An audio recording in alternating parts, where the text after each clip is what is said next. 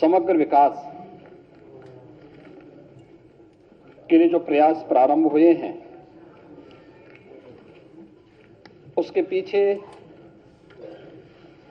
आदरणीय प्रधानमंत्री जी की प्रेरणा, उनका मार्गदर्शन और बजट जब भी प्रस्तुत किया गया है वो एक निश्चित थीम के साथ प्रस्तुत किया गया। अगर आप देखें कि 2017-18 में जब प्रदेश में पहला बजट हमें प्रस्तुत करने का अवसर प्राप्त हुआ था, तो बजट हम लोगों ने प्रदेश के अन्नदाता किसानों को समर्पित किया था। वर्ष 2018-19 में प्रदेश का जो बजट था वह प्रदेश के इंफ्रास्ट्रक्चर और औद्योगिक विकास के लिए समर्पित किया था। वर्ष 19-20 का बजट प्रदेश के अंदर मिशन शक्ति, जिसमें महिला सुरक्षा, महिला सम्मान और स्वावलंबन के लिए समर्पित किया था। उस प्रकार की योजनाओं को ध्यान में रख करके हम लोगों ने प्रदेश के अंदर अपना बजट प्रस्तुत किया था। 2020-21 का बजट यह वह कालखंड है जब सदी की सबसे बड़ी महामारी का सामना हमें करना पड़ा था। वह था प्रदेश के युवा शक्ति के लिए, उनके कौशल विकास, रोजगार था, प्रदेश के इंफ्रास्ट्रक्चर, यानी इस महामारी के दौरान भी प्रदेश के अंदर रोजगार की संभावनाएं बाधित न हो, इसके लिए समर्पित था। 2021-22 का बजट प्रदेश के समग्र विकास को ध्यान में रख करके स्वावलंबन से सशक्तिकरण के लिए समर्पित किया था। 2022-23 का बजट अंत्योदय से आत्मनिर्भरता का बजट था। तो आज मेरे सहयोगी वित्त मंत्री खन्ना जी ने उत्तर प्रदेश की 25 करोड़ आबादी की विकास के लिए, उनके कल्याण के लिए जो बजट आज प्रस्तुत किया है, यह बजट उत्तर प्रदेश के त्वरित सर्वसमावेशी और समग्र विकास के साथ साथ आत्मनिर्भर भारत की तर्ज पर आत्मनिर्भर उत्तर प्रदेश की नींव को प्रस्तुत करने वाला बजट है। मैं इस बजट को प्रस्तुत करने के लिए वित्त मंत्री श्री सुरेश खन्ना जी को, अपर मुख्य सचिव वित्त श्री प्रशांत त्रिवेदी जी को और वित्त विभाग की पूरी टीम को उत्तर प्रदेश के अनुरूप बजट प्रस्तुत करने के लिए हृदय से बधाई देता हूं और आप सबका मैं हृदय से स्वागत करता हूं।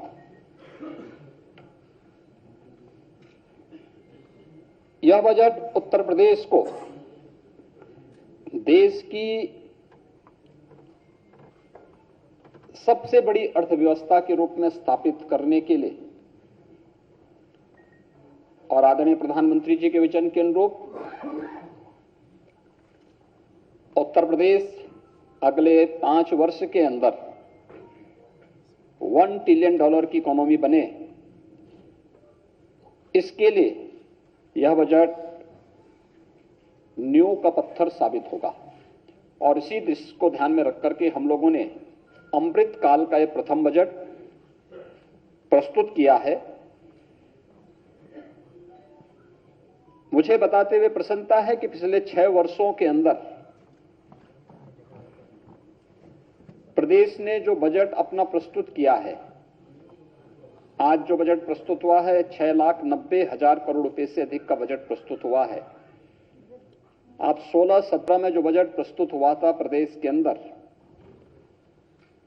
वह 3,40,000 करोड़ रुपए का था। आप देखेंगे पिछले 6 वर्ष के अंदर दुगने से अधिक की वृद्धि प्रदेश के बजट के लिए हुई है। इस दौरान प्रदेश की प्रति व्यक्ति आय दुगनी हुई है, दुगने से अधिक हुई है। प्रदेश की जीडीपी में बढ़ोतरी हुई, दुगने से अधिक की बढ़ोतरी हुई है। और इस दौरान हम लोगों ने प्रदेश के अंदर यह जो बजट के दायरों को बढ़ाया गया है, यह उत्तर प्रदेश के अनुरूप है। यह डबल इंजन सरकार की अर्थव्यवस्था को विस्तार देने की प्रतिबद्धता को भी दर्शाता है। 2022 के विधानसभा चुनाव के पहले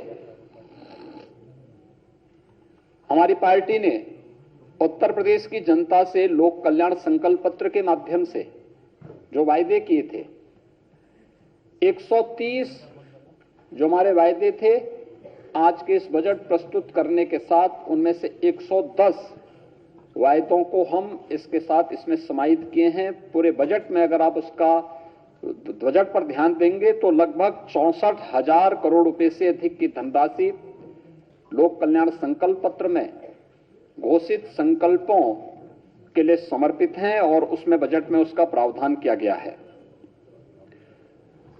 मित्रों, प्रदेश ने ये जो अर्थव्यवस्था को, उत्तर प्रदेश की अर्थव्यवस्था के दायरे को बढ़ाया है, उसको विस्तार दिया है। इसके लिए हम लोगों को अनेक कदम उठाने पड़े। प्रदेश में कर चोरी को रोकना पड़ा, वित्तीय अनुशासन और बेहतर वित्तीय प्रबंधन को प्रदेश के अंदर कैसे लागू किया जाए, इसमें शासन प्रशासन स्तर पर और हर एक स्तर पर, हर विभागीय स्तर पर इस पर कार्य हुआ। आज उसका परिणाम है कि जहां 2016-17 में राजस्व कर जो प्रदेश को केवल 86,000 करोड़ रुपए का प्राप्त होता था, वह आज 2022-23 के अंदर, यानी इस वित्तीय वर्ष के अंत में मार्च 2023 में जब हम लोग अपने राजस्व कर को देखेंगे तो यह 2,86,000 करोड़ रुपए से बढ़कर के 2,20,000 करोड़ रुपए को पार कर रहा होगा। प्रदेश में 2016-17 में जो सेल टैक्स और वैट से कुल लगभग 51,000 करोड़ रुपए की प्राप्ति होती थी, आज सेल टैक्स और वैट नहीं बल्कि जीएसटी है। जीएसटी के माध्यम से यह राशि बढ़कर के 1,25,000 करोड़ रुपए से अधिक होने का अनुमान है इस वित्तीय वर्ष के अंत में।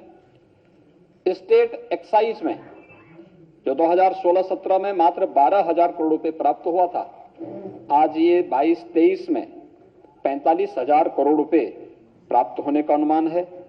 और ये तभी संभव हो पाया जब हम लोगों ने प्रदेश के अंदर राजस्व कर की चोरी को रोकने के लिए प्रभावी उपाय किए और राजस्व संग्रह की व्यवस्था को अत्यंत ही पारदर्शी तरीके से इस व्यवस्था को प्रदेश के अंदर लागू किया। उसके कारण ये प्रदेश के अंदर हो पाया है।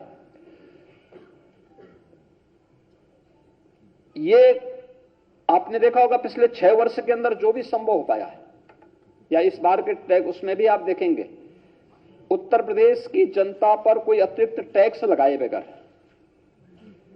इस दौरान हम लोगों ने पेट्रोल डीजल पर जो वैट था यूपी का, उसकी ड्यूटी को कम किया। उत्तर प्रदेश की जनता को महंगाई से राहत दिलाई। और आज अगर आप देखेंगे कि प्रदेश के अंदर एक और डीजल पेट्रोल देश के किसी भी अन्य राज्य की तुलना में सस्ता है, इसके कारण आवश्यक उपभोक्ता वस्तुएं भी प्रदेश के अंदर महंगी नहीं हुई।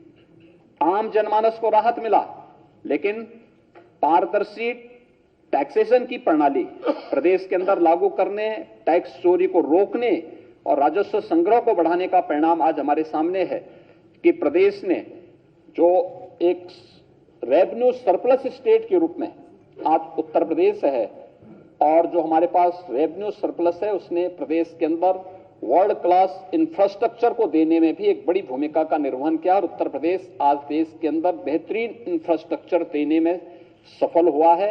ये विगत 6 वर्ष के अंदर प्रदेश के अंदर ये सभी चीजें प्राप्त की हैं। प्रदेश के अंदर आज के इस बजट में जो चीजें आप देखते होंगे, बहुत सारी चीजों की घोषणा इसमें आज यहां पर हुई है। वित्तीय अनुशासन का पूरा पालन किया गया है। इसमें पूरे बजट में अगर आप देखेंगे, कुशल वित्तीय प्रबंधन की झलक आपको प्रदेश के अंदर देखने को मिलेगी। राजकोषीय अनुशासन को बनाए रखा गया है। एफआरवीएम एक्ट के अंतर्गत प्रदेश के अंदर जो राजकोषीय जो घाटे का जो निर्धारित सीमा है वह 3.5% से कम करके वह 3.24% तक करने में हमें सफलता प्राप्त हुई है और यह प्रदेश के अंदर वर्तमान में है। बजट के अंदर जो कुछ और चीजें महत्वपूर्ण है वह है 2016-17 में बजट का जो आकार था वह स्वयं के कर का जो उसमें रेशियो था वह केवल 33% था। यानी जो हमारा स्वयं का रेवेन्यू प्रदेश के अंदर था वो उसमें केवल बजट में 33% वो योगदान दे पाता था। शेष ऋणों के माध्यम से या फिर सेंट्रल गवर्नमेंट पे निर्भरता के माध्यम से ही हम करते थे या फिर उसके बारे में कोई भी हम साइलेंट रहते पाते थे। इसका मतलब ये सब घोषणाएं झूठी थी। लेकिन आज जो भी हम कर पा रहे हैं, बजट में दोगुने से अधिक बजट होने के बावजूद बजट को हम लोगों ने लगभग 45 से 46% जो भाग है वह स्वयं के राजस्व से आज प्रदेश प्राप्त कर रहा है। राज्य सरकार का यह बेहतर वित्तीय प्रबंधन और राजस्व चोरी रोकने के जो परिणाम स्वरूप आज एक बजट का बड़ा हिस्सा राज्य सरकार अपने स्वयं के स्रोतों से वहन कर रही है। 16-17 में 20% से अधिक वित्त पोषण ये ऋणों के माध्यम से होता था, लेकिन आज 23-24 का जो बजट प्रस्तुत किया गया है इसमें मात्र 16% ही ऋण के माध्यम से रह गया है। इसके अलावा प्रदेश के अंदर 16-17 में 8% जो बजट था वह पुराने ऋणों के भुगतान में खर्च होता था और आज बेहतर वित्तीय प्रबंधन के कारण मात्र 6% जो बजट का भाग है वही हम पुराने ऋणों के को वहन करने के लिए उसका उपयोग कर रहे हैं। प्रदेश के अंदर इस दौरान अगर आप देखेंगे कि बेरोजगारी की दर के बारे में भी आज सदन के अंदर वित्त मंत्री जी ने अपने बजट भाषण में भी बहुत स्पष्ट घोषणा की कि 16-17 में उत्तर प्रदेश के अंदर अनएम्प्लॉयमेंट रेट जो था ये 17-18% था। आज ये मात्र 4% रह गया है। रोजगार की संभावनाएं बढ़ी, नए रोजगार सृजित हुए। सिक यूनिट को खासतौर पर एमएसएमई यूनिट जो उत्तर प्रदेश के औद्योगिक निवेश का एक बड़ा आधार था उसको पुनर्जीवित किया गया। वन डिस्ट्रिक्ट वन प्रोडक्ट की योजनाओं ने उत्तर प्रदेश को एक्सपोर्ट के एक हब के रूप में विकसित किया और उत्तर प्रदेश के अंदर इसके लिए हम लोगों ने केंद्र से जुड़ी हुई इन तमाम योजनाओं को लागू करने का परिणाम क्या था? उत्तर प्रदेश का सीडीयू रेशो बेहतर हुआ है। जो 16-17 में मात्र 46% था, आज जो 55% हो रहा है। यह प्रदेश के अंदर की वर्तमान की वित्तीय स्थिति को भी दिखाता है और साथ साथ अगर आप देखेंगे 12 से 17 के बीच में प्रदेश के अंदर कुल 5,90,000 करोड़ रुपए के ऋण वितरित हुए थे और 17 से 22 के बीच में यहां पर उद्यमियों ने, कृषकों ने, अलग अलग एमएसएमई सेक्टर ने जो यहां पर उन्हें ऋण वितरित किए गए वह लगभग वह 9,50,000 करोड़ रुपए से अधिक का था। और ये अगर आप इस वित्तीय वर्ष में देखेंगे इसकी प्रोग्रेस भी काफी अच्छी है और इसे हम आगे बढ़ाने का कार्य कर रहे हैं।